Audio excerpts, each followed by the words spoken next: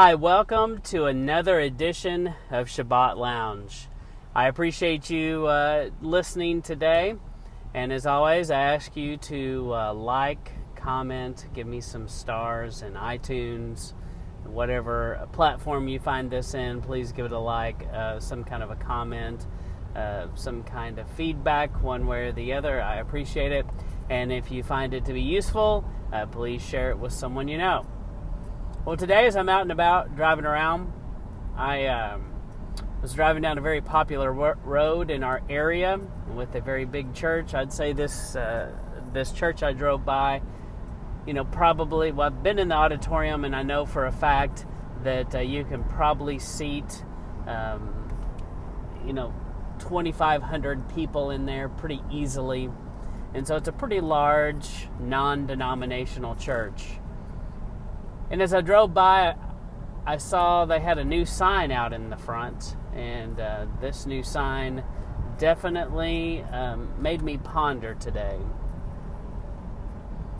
Apparently they changed their name to, quote, Lifestyle Christianity Church, end quote.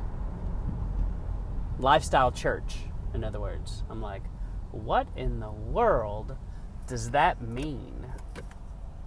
Lifestyle Church. I will definitely have to go online and look them up and see if I can find some information about their beliefs and what they do. It looks like it's pretty much just the same old church. Once upon a time, I think it was definitely Baptist connected, and then it became non-denominational, but very Baptist leaning at its core. And now it is called Lifestyle Church.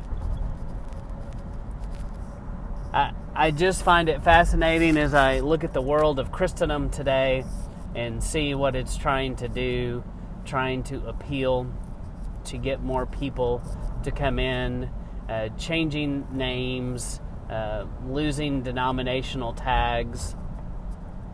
And to a certain extent, I think some of those things are good, because we aren't supposed to have denominations. We shouldn't divide up on party lines, so to speak, divide up into those camps.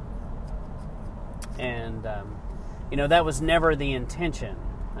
That's definitely something the enemy has done, is he's come along and divided us up into little camps and separates us. But there is more. What I tell people all the time, there's more. We have more in common with each other than what keeps us apart. And so, anyway, I just think it's a real interesting state of affairs in the modern American church that they feel like they have to change their name so drastically to Lifestyle Church. I have so many questions about Lifestyle Church. Which lifestyle are you talking about? Because on the surface, when I look at that, it makes me think, whatever lifestyle you are, come to our church. We welcome all lifestyles. Is that what they're saying? Or are they saying that, come to church and be a part of the good lifestyle? I don't really know what they're saying. And maybe that's their intention. Maybe they want you to not know and ask questions. But I do feel like so many churches are going down the path of least resistance. But bottom line is, most churches are set up as businesses. And they are there to not necessarily make money, but they are there to keep the pastor gainfully employed. For sure, keep the pastor employed and keep the checks coming in, so that they can pay the light bill and keep the electricity on and keep the air conditioning going. And that is definitely part of what you see. So I challenge you, if you're a part of a church like that, to look carefully at how they spend their money and what they're asking you to spend your money on, your hard-earned dollars on. And as we look at this lifestyle church. This podcast, let me sum it up. It's going to be short. Churches, we shouldn't be so divided. It's real simple. The path I'm on cleared it up for me. For years and years and years, I struggled with the concept of denominationalism. I knew it was wrong. Everybody I know in the church world knows it's wrong, but we all do it. And I came to realize that what the Father really wanted was all along is He wanted us to be the Hebrews, the one who crossed over from Babylon, crossed over from the teachings of man into the teachings of the Father, which run counter to the world. He wanted us to follow His ways, be His people, call Him by His name. Those are the things that we're supposed to do. And those are the things that make us one. And He also says, I and the Father am one. And He wants His people to be one. And so that is one part of this. The other part is churches have got to stop bending to the waves of political pressure, the waves of political correctness, the waves of the culture that say you have to accept certain lifestyles regardless of how you believe. And part of the thing that drives that is so many churches, probably all the churches that you see on Main Street are 501(c)(3)s. And so that means that basically this business is tax-free, set up under the government under a 501(c)(3), and in order for them to continue to be tax-free, they have to play by these political rules. And that's what this is. So they feel caught. They want to keep their tax-exempt status, and they feel like if they break away possibly and tell the truth, they're going to, A, lose members, which means they lose money, and it also means that they can't pay the bills for the big building if they lose members. And it means maybe that happens and they lose their 501(c)(3) status, which is going to cost them significantly if they had to pay regular taxes on everything. And there are members that would stop going there because part of the reason they go there is so they can donate and write off that portion for their taxes. So I challenge churches in America to stand on the truth,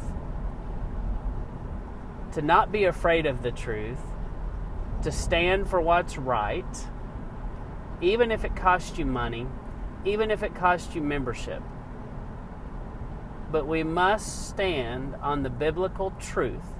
And if we can't stand on biblical truth that we find in the Bible, then, you might as well just be a country club, and people pay membership dues, and it becomes a social fellowship.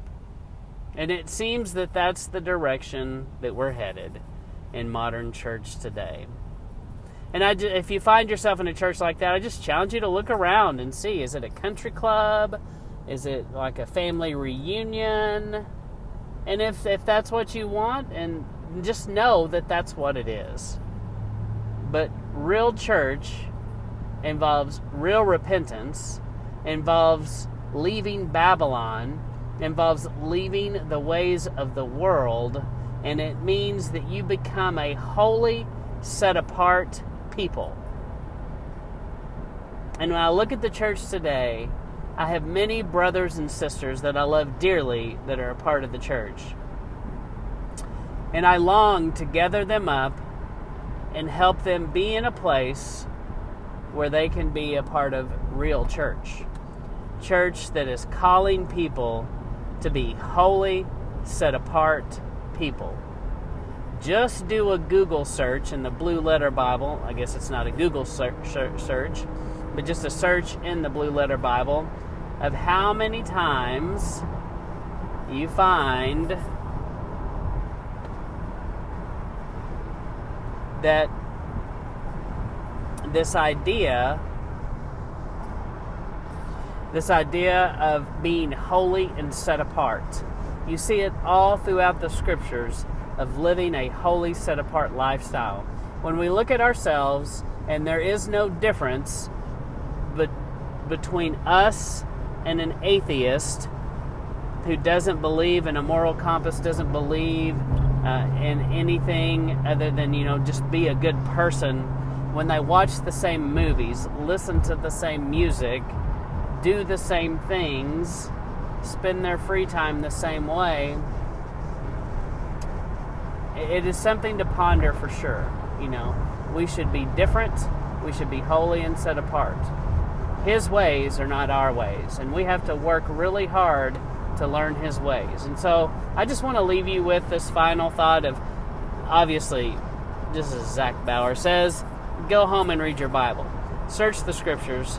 Search and see what He says about being holy and set apart. And then ask yourself, what does it mean to be holy and set apart?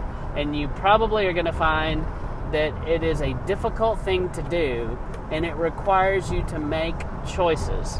Yes, lifestyle choices. And so if the church is about living a lifestyle choice of being holy and set apart, being holy, set apart people who are not trying to change to be more accepting to the culture, then I'd say awesome. But I guess I'll just have to investigate further and see what Lifestyle Church is all about. So until then, thank you again for listening to Shabbat Lounge. I ask you to continue to give me comments, likes, subscriptions. Please share with someone if you find this content to be useful and meaningful in any way. And check out my blog.